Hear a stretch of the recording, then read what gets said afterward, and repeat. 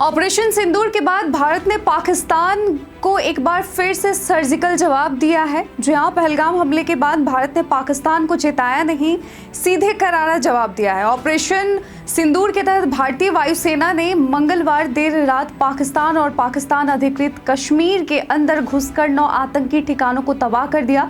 इसके बाद बौखलाए पाकिस्तान ने जवाबी हमले की कोशिश की है और भारत के 15 सैन्य ठिकानों को निशाना बनाया, लेकिन भारत की तैयारी और ताकत ने उसे मुंहतोड़ जवाब देकर साफ कर दिया कि अगर भारत से टकराओगे तो चूर चूर हो जाओगे।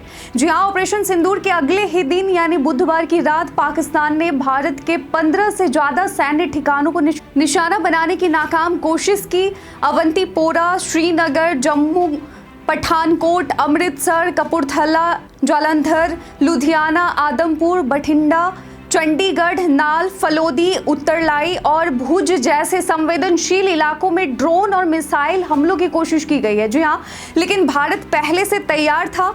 रूस से प्राप्त S-400 सुदर्शन चक्र एयर डिफेंस सिस्टम ने इन हमलों को हवा में ही खत्म कर दिया है। जो यहाँ पाकिस्तान की कोई एक भी मिसाइल या ड्रोन अपने लक्ष्य तक नहीं पहुंच सका और इन हमलों के मलबे कई जगहों से बरामद हो रहे हैं, जो पाकिस्तान की करतूतों का सबूत भी है।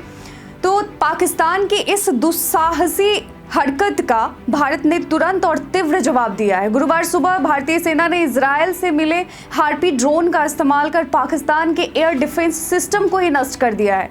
रिपोर्ट्स के मुताबिक लाहौर, सियालकोट और कराची में एयर डिफेंस रडार और सिस्टम पूरी तरह तबाह कर दिए गए हैं और इस कार्रवाई ने पाकिस्तान को यह संदेश दे दिया कि भारत न तो कमजोर है और न ही चुप बैठेगा। अगर उकसाया गया तो दुश्मन की जड़ तक पहुंचकर उसे मिटा देगा।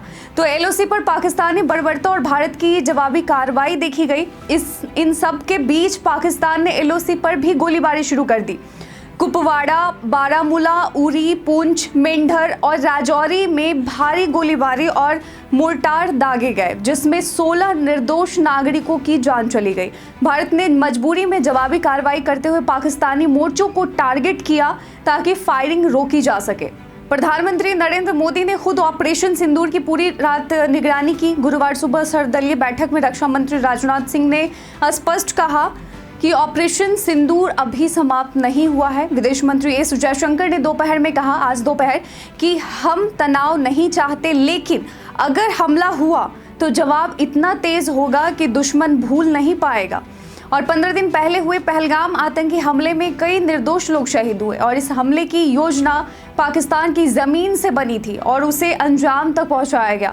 जवाब में भारत ने ऑपरेशन सिंदूर की योजना बनाई। मंगलवार रात 1:30 बजे भारत ने POK और पाकिस्तान के बहावलपुर, मुरीद के बाग, कोटली और मुजफ्फराबाद में स्थित 9 आतंकी ठिकानों को निशाना बनाया और इन हमलों में जैसे मोहम्मद, लश्कर-ए-तैयबा और हिजबुल मुजाहिदीन जैसे आतंकी संगठनों के ठिकानों को नेस्तनाबूद कर दिया गया।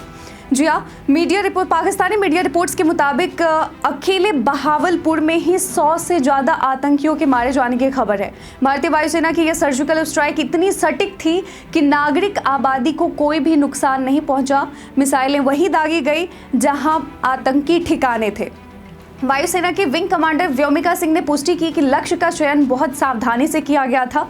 तो भारत बदल चुका है, अब आतंक की जड़ तक जाकर वार करता है। आतंकवाद को पनाह देने वाले पाकिस्तान को भारत ने साफ कह दिया, अब हर गोली का जवाब बम से मिलेगा, हर साजिश की कीमत दुश्मन की तबाही होगी। अगर फिर भी पाकिस्तान नहीं सुधरा तो अगली बार केवल आतंकी ठिकाने नहीं, उनकी संरक्षक व्यवस्था भी ध्वस्त होगी।